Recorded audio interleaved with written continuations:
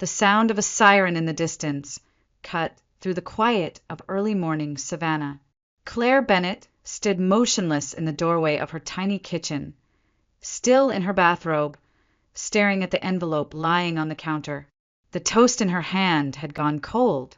She hadn't even taken a bite. Her heart was thudding too loud. Moments earlier, she had opened the mailbox like she always did after dropping the trash. Bills, catalogs, and then it caught her eye. Ivory envelope, thick as cardstock, with gold-embossed calligraphy. She'd known. Before even reading the names, she'd known. Now the words shimmered under the fluorescent light. Mark Bennett and Tessa Langford request the honor of your presence. Claire blinked slowly, not from surprise, but from the sharp twist of something deeper. Humiliation. Why now? Why this? Why her? The kettle clicked off in the background. A cloud of steam rose, but Claire didn't move. She had imagined many things about Mark since he walked out 2 years ago. His new life, his excuses, the silence he left behind, but she never imagined this. Behind the closed door of the hallway, she could hear her 8-year-old son, Noah, humming the theme to one of his cartoons, feet kicking against the mattress, a sound that always brought her calm, but not today.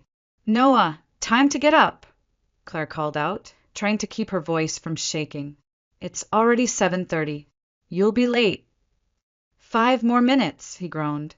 She forced herself to move, forced the smile, forced the rhythm. Toast on a plate, a glass of orange juice, and a folded napkin. It was always the small acts that held her together. Noah stumbled in, still in pajamas, hair sticking up, rubbing his eyes. Claire smiled automatically. His features so much like Mark's. The same curve of the lips, the same serious eyes when he focused. "Morning, sweetheart," she said, ruffling his hair. "Morning, Mom," he mumbled, sliding onto the kitchen chair. "You have your math test today, remember?" He shrugged. "I guess." "No guessing. You'll do great. We studied last night, and you're smarter than you think." He nodded faintly and took a bite of toast. Claire sat across from him, trying not to let her eyes drift to the envelope beside the sink. She had hidden it beneath a grocery list, but it might as well have been written across the ceiling. Mark. Tessa. Wedding. 2 years ago, Claire had still believed they might fix things. She had begged him to go to counseling, begged him to think of Noah. But Mark had chosen something, someone new. Tessa, the pretty, young interior designer who smiled too much and never blinked when she lied. The divorce came like a storm. Fast, cold, indifferent. Mark fought for joint custody, then barely used it. He missed birthdays. He forgot Noah's school play. He was late with child support more often than not. Claire had never told Noah how much she cried after each broken promise. She just smiled and said, "Dad's busy, honey." Claire stood and picked up their empty plates. She washed them slowly, as if the soap and water could cleanse more than just crumbs. "Mom," Noah said suddenly, "do you think Dad will come to my baseball game this Saturday?" Claire's hands paused in the sink. "I don't know, sweetie. Maybe. Why don't we hope so?" He nodded. She didn't have the heart to tell him not to. As they packed up and left the apartment, the envelope stayed behind on the counter. But its weight followed her all the way to the car. The fluorescent lights in the office buzzed faintly overhead, casting a dull sheen across the laminate desk where Claire sat, half-finished sandwich in one hand, the other scrolling through client emails. Her inbox was cluttered, but her mind wasn't there. Not really. She hadn't touched the invitation since morning, but its presence still pulsed through her bag like a siren. Across the office, the hum of printers, whispered phone calls, and clicking keyboards carried on as usual. Debbie Monroe, her closest coworker and one of the few people Claire genuinely liked, peeked over the cubicle wall with a smile. "Hey, Claire, got anything exciting for lunch?" Claire held up the sad sandwich. "Turkey and mustard." Again, Debbie laughed. "Living on the edge, huh?" Claire forced a grin. "It's the accountant lifestyle." Debbie tilted her head. "You okay?" "You look tight," Claire hesitated, then shrugged. Did some cleaning. Noah's got a test. Nothing major. She didn't want to talk about it. Not yet. Not when it was still so raw, so unreal. A few moments later, the front desk line rang on her direct extension. "Claire," came the receptionist's voice, "there's mail for you at the front. It looks fancy." Claire's heart dropped. Fancy. She stood slowly, walked through the maze of cubicles, and turned the corner to the reception desk. There it was, lying flat like it belonged there, cream-colored, still sealed. She could almost smell the expensive paper. The receptionist smiled awkwardly. "Someone must think highly of you." Claire nodded mutely, took the envelope, and returned to her desk. She closed the door of the small private office she shared, sat down, and ran her fingers along the golden trim. A ridiculous part of her hoped it was something else, but no. She opened it. The card inside was thick, weighty, and unreasonably elegant, lettered in perfect cursive. "Mark Bennett and Tessa Langford joyfully invite you and your son, Noah Bennett, to celebrate their wedding at the Astoria Grand Hotel, downtown Atlanta, Saturday at 11 a.m. Claire read it 3 times. Each word was a slap in the face. She had been many things in the last 2 years. Devastated, numb, tired, resilient, but this was new. This was humiliation tied up with a bow and sent to her place of work. She stared at her own name next to her son's, as if it were the most natural thing in the world. As if this weren't the woman Mark had left her for. As if Claire should smile, show up, sit in the back, and clap while they said "I do." She pressed the invitation against her chest and closed her eyes. Her pulse throbbed in her ears. She should tear it in half, toss it in the bin, light a match. But then she thought of Noah, his questions, his hope, the way he still looked out the window when Mark promised to come. That night, after dinner, she sat Noah down at the kitchen table. He was coloring, humming to himself, the innocence of his world still perfectly intact. "Noah," she said softly, "I got something in the mail today. It's about your dad." He looked up quickly, pencil pausing in midair. "Is he okay?" "Yes, he's fine. He's getting married. To Miss Tessa." Noah blinked. "Oh, really?" "Yes," she said, watching his face carefully. "And he invited us to the wedding." His mouth formed a small "oh." Then, slowly, a smile spread. "Can we go?" Claire's heart clenched. "Do you want to?" "Well, he's still my dad." "Right." She nodded, swallowing the stone in her throat. "I think I want to go," he said. "It's an important day for him." Claire looked at her son, this little boy with a heart too big for the world, and knew the answer had already been made. "Okay," she said gently. "We'll go. For you." Noah grinned. "Thanks, Mom." She smiled back, but inside something cracked. Not because she couldn't handle it, but because she could, and that somehow made it worse. The Saturday morning sun filtered lazily through the blinds of Claire's kitchen as she glanced again at the clock on the wall. 9:58 a.m. He said he'd be here at 10.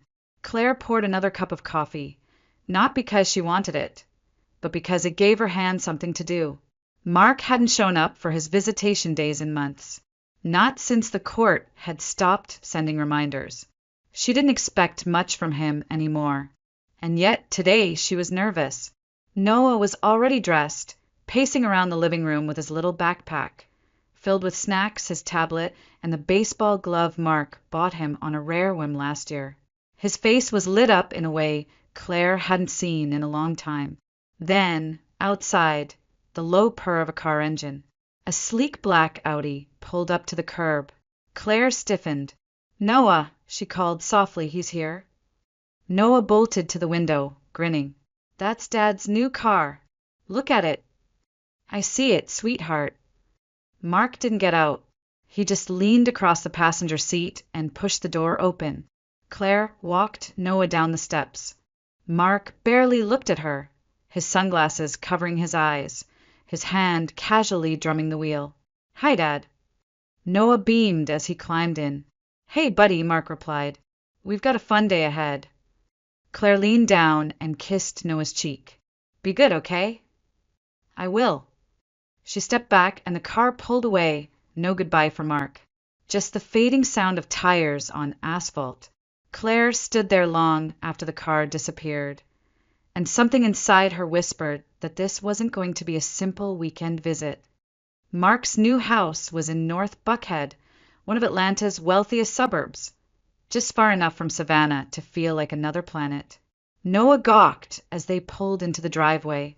The house was enormous, framed by tall oak trees and an elegant fountain in the center of a circular drive.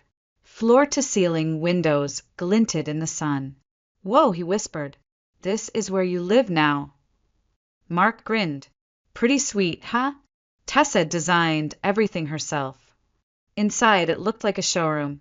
White marble floors, designer furniture, a chandelier over the spiral staircase.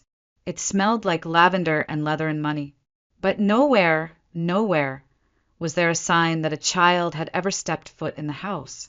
No toys, no photos, no traces of Noah at all. Where's Tessa? Noah asked after a while, settling into the living room. She's out having brunch with her girlfriends, Mark said, checking his phone. She's got some wedding appointments later. Oh. Mark glanced at his son, then back at his phone. I've got some calls to make, okay? Important stuff. You can watch TV or play with your tablet. Noah nodded. Okay. Mark disappeared into his study and closed the door. Noah sat there alone on the enormous white couch, flipping through Netflix until he got bored. He glanced around at the silent house and then on the coffee table saw a different tablet, sleek, newer than his. Probably Tessa's. Curious, he picked it up. The screen was unlocked. He tapped through a few icons, games, Pinterest, and then the photo app. Hundreds of images. Selfies. Fancy food. Mirror shots in designer outfits. Tessa laughing with friends at rooftop bars. And then Noah stopped. One photo stood out. Tessa, kissing a man who wasn't his dad. They were standing on a balcony, the city lights behind them. Her arms wrapped around his neck. Their faces so close. The timestamp said it was taken yesterday. Noah stared. He remembered something from a show he'd seen with his mom. The word they used. Affair. Was that what this was? He didn't fully understand, but he knew it felt wrong. Important. So he did what he'd seen Claire do many times before. He took a screenshot. Then, just in case, he hid it inside the folder of his game app and locked the screen. When Mark returned an hour later, Noah was back on the couch pretending to play, but his mind was elsewhere. Have fun? Mark asked, ruffling his hair without really looking. Yeah, Noah said, his voice small, but deep inside he was holding a secret, one he didn't quite understand but couldn't let go of. The sound of the front door unlocking made Claire glance up from the couch. She had tried to distract herself all afternoon, vacuuming, sorting laundry, organizing a drawer that hadn't needed organizing in 5 years, but nothing worked. When she opened the door, Noah stepped in first, his backpack bouncing on his shoulders. Hi, Mom, he said cheerfully, slipping off his shoes. Hey, sweetheart, did you have fun? Noah shrugged. Kinda. Dad was working a lot, but the house is really big. Claire nodded, reaching out to fix the collar of his jacket. I'm glad you saw where he lives now. Behind him, Mark appeared at the doorframe, his sunglasses still on. He gave a quick wave without meeting her eyes. All right, I'll text you later. Thanks, Claire said flatly. He left as quickly as he'd arrived. After dinner, boxed pasta and garlic bread that neither of them really touched, Noah disappeared into his room for a few minutes. When he returned, he was holding his tablet close to his chest. Mom, he said, I found something weird today. Claire set down her wine glass slowly. What do you mean? On Miss Tessa's tablet. She let me use it, and I saw this photo. I saved it to show you. Claire's breath caught. A photo. Noah unlocked the screen and navigated through a few taps. Then he handed it over. Claire took it with steady hands. And then the world shifted. It was Tessa, dressed in black, her hair styled like always, effortlessly perfect. And she was kissing someone. A man Claire didn't recognize. The kind of kiss that left no room for doubt, no room for misunderstanding. The timestamp read yesterday. Claire stared at it for several seconds, the tablet growing heavier in her hands. She didn't say a word. Do you think it's a mistake? Noah asked innocently, like maybe it was for a movie or something. Claire forced a small smile and handed the tablet back. It's definitely strange. But sweetheart, it's not really polite to look at people's private photos, especially when you're visiting their home.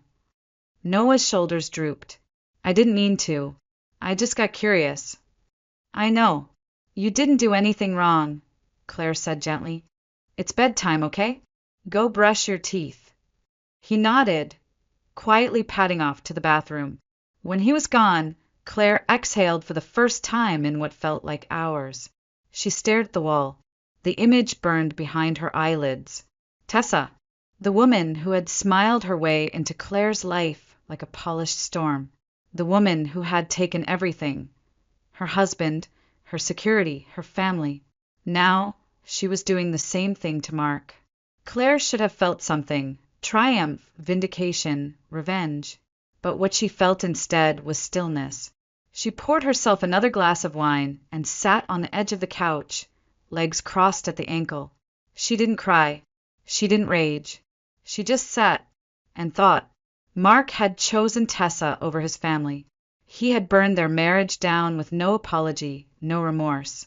And now, fate was delivering its own reply. The photo was more than proof.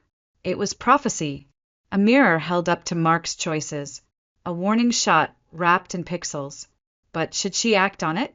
Claire held the stem of her glass, swirling the red liquid slowly. She could send it to him, confront him, or she could show up to the wedding and let him figure it out in front of everyone. Part of her wanted to. And yet, Noah. This was still about Noah. His heart, his peace, his future. Claire closed her eyes. Sometimes revenge wasn't about destruction. Sometimes it was just about truth, finally revealed.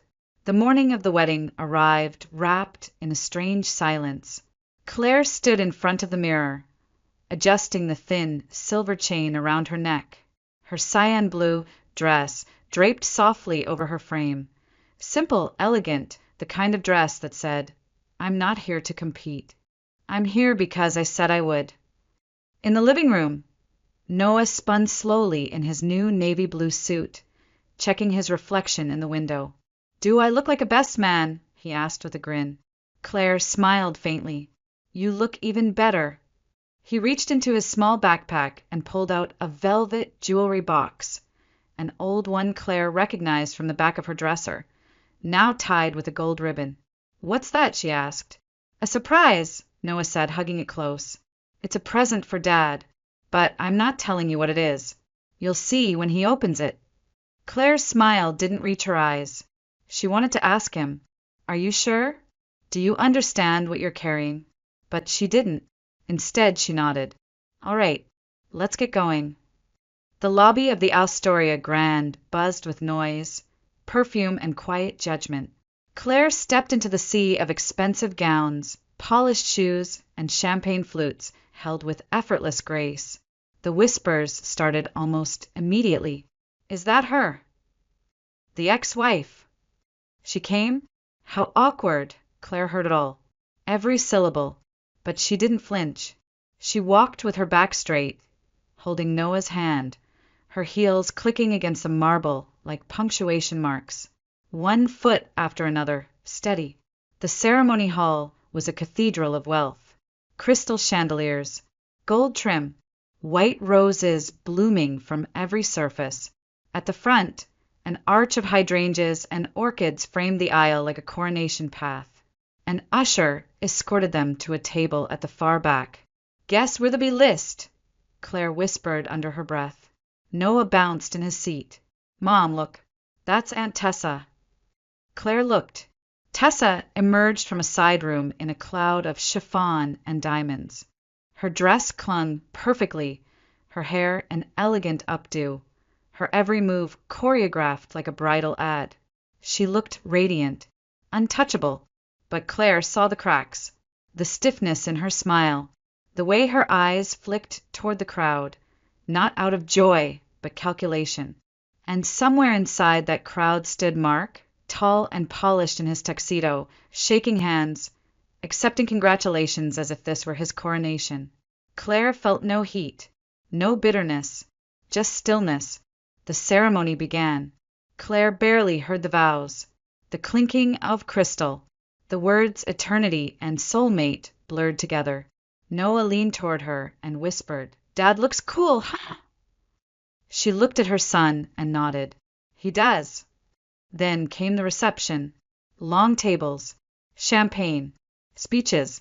Claire kept her gaze low, her voice polite, until the MC tapped his mic, and now a few words from the groom. Mark Bennett. The applause rang out as Mark took the microphone. He swayed slightly, tipsy, confident. "I just want to thank you all for being here," he began, "for celebrating this amazing day with us. Tessa, you've changed my life." The crowd clapped. "But also," he added, smiling wider, "life teaches you things.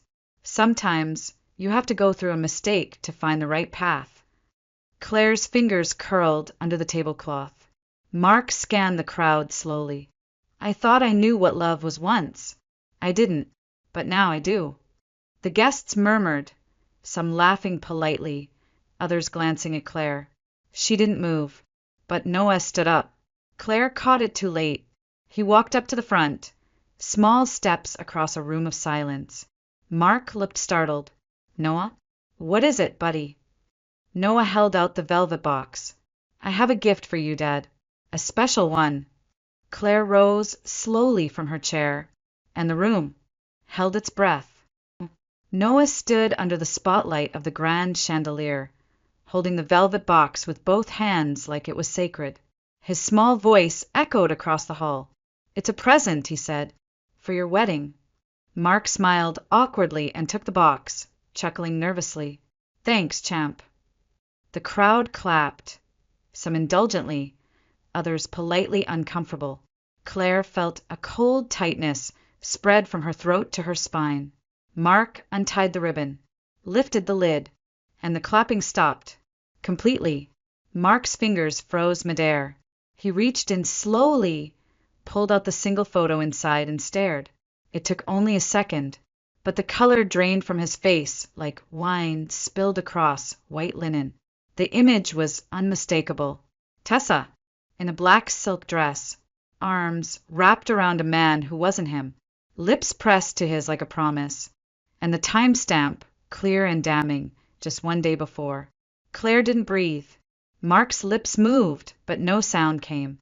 He turned the photo over as if hoping for an explanation to be printed on the back, but there was only silence. He looked up, eyes locked on Tessa across the room. She stood frozen near the head table, still in her gown, a glass of champagne halfway to her mouth. The audience shifted uncomfortably. Mark stepped forward and held up the photo. "What is this?" he asked, barely louder than a whisper. Tessa didn't move. Mark's voice rose, louder now, a tremble cracking through his confidence. "What is this, Tessa?" Claire stood slowly from her table, but didn't move forward. She didn't need to. She was no longer part of this. Tessa's hand trembled. Her glass clinked slightly as she set it down. "Mark, I can explain. To who?" Mark shouted, his voice ricocheting through the hall. "To me? To them." He turned in a full circle, holding the photo high. "Everyone, this is what I got for finally moving on. For building a new life." Gasps, whispers, chairs shifting. A woman in the front row clutched her pearls. Tessa stepped forward, her heels clicking against the marble floor like guilt personified. "It's not what it looks like." "Oh, really?" Mark's voice cracked. "Because it looks like you've been doing to me exactly what I did to Claire." Claire's chest tightened. There it was. The truth. Loud, public, and not spoken by her. Noah looked around, confused. Did I do something wrong? Claire moved toward him, kneeling beside him on the floor. No, baby, she whispered, holding his hand. You just told the truth. Mark looked down at them, pointing. This was you, wasn't it? You planned this. Claire stood, and for the first time, met his eyes directly. No, she said calmly. I didn't plan anything. That photo. Noah found it. On Tessa's tablet. He thought it was strange, and he wanted to give you a gift. The silence in the room was deafening. Mark's jaw clenched. His voice dropped to a bitter rasp. A kid wouldn't do that on his own. Claire's gaze didn't waver. You invited us. You handed him the tablet. You created this moment all by yourself.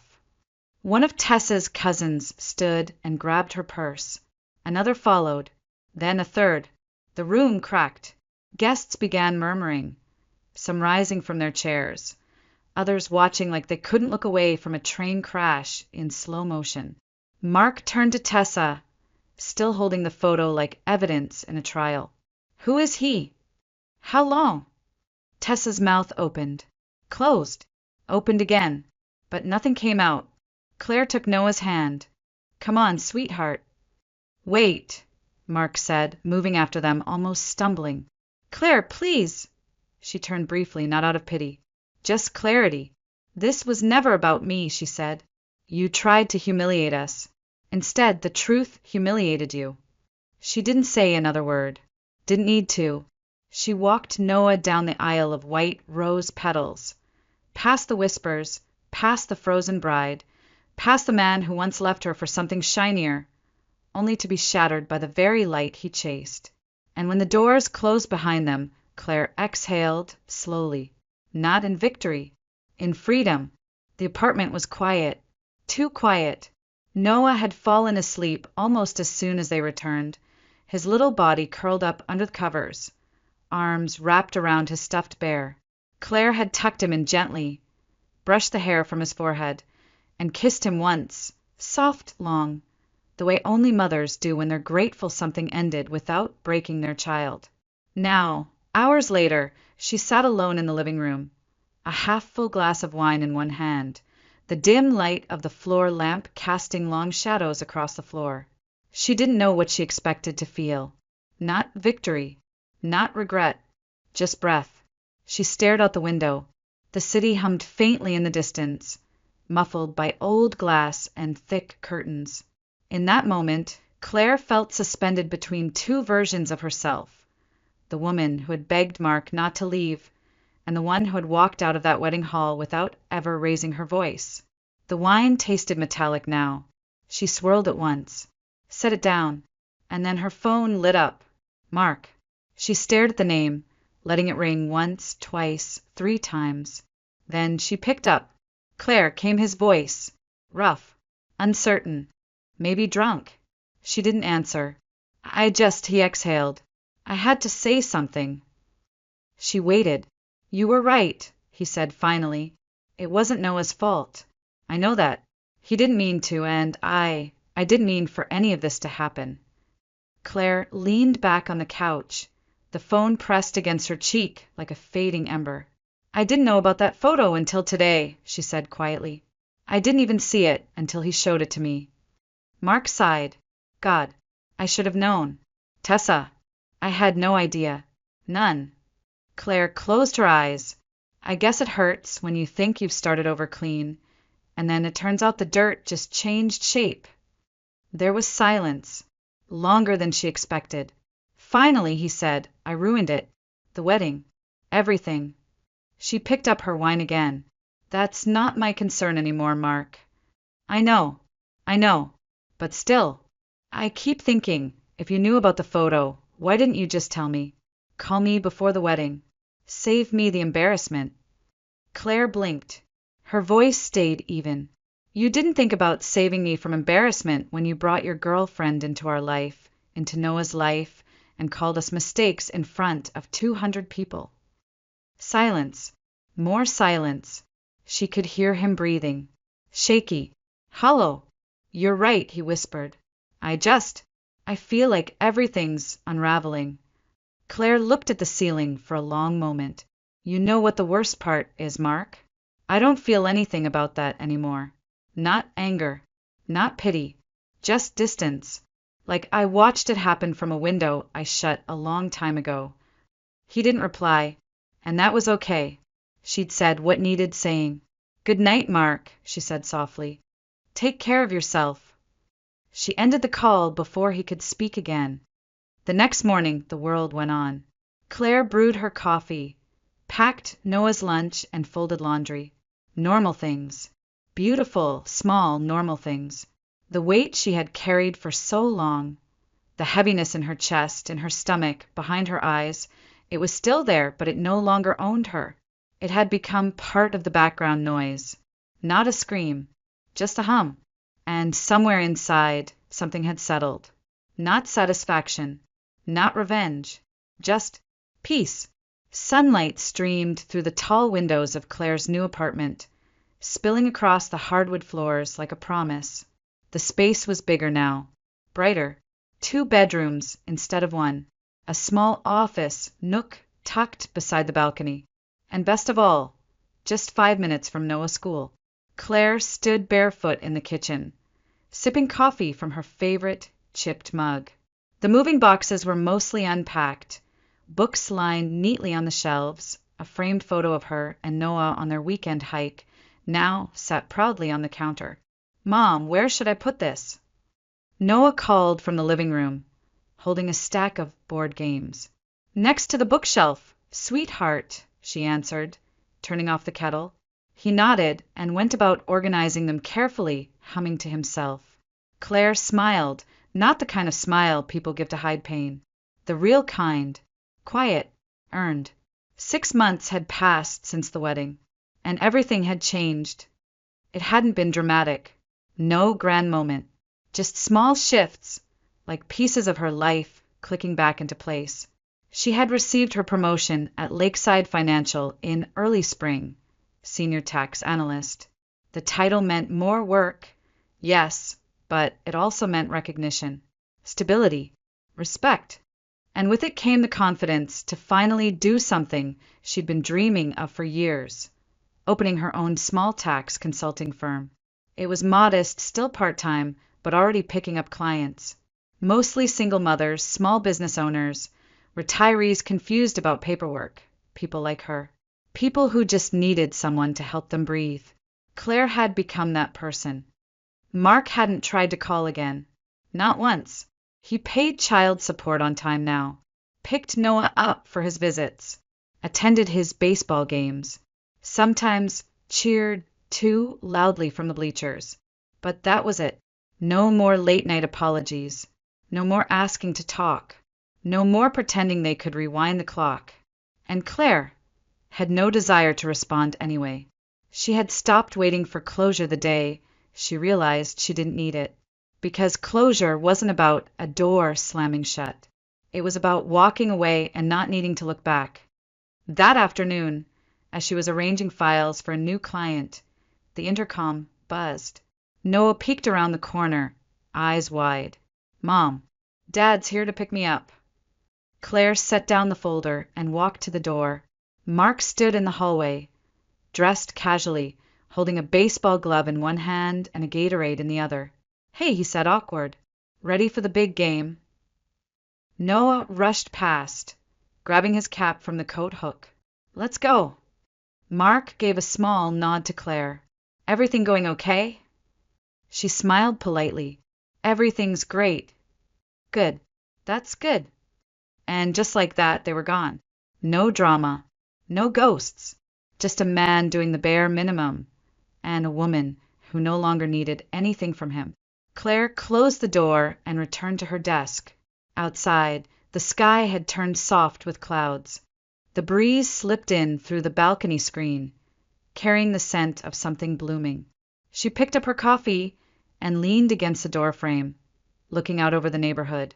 Children riding bikes, neighbors trimming hedges, birdsong in the trees. It wasn't the life she thought she'd have. It was better, because it was hers, built not on illusion, but on truth, sustained not by revenge, but by peace. And somewhere deep in her bones, Claire knew she had won, not by ruining his life, but by reclaiming her own. She sipped her coffee, eyes soft, face calm. The past hadn't disappeared, but it no longer held the power to define her. Not anymore. She exhaled deeply, looked up at the sky, and whispered, not in bitterness, not in triumph, just softly, "Thank you for the lesson.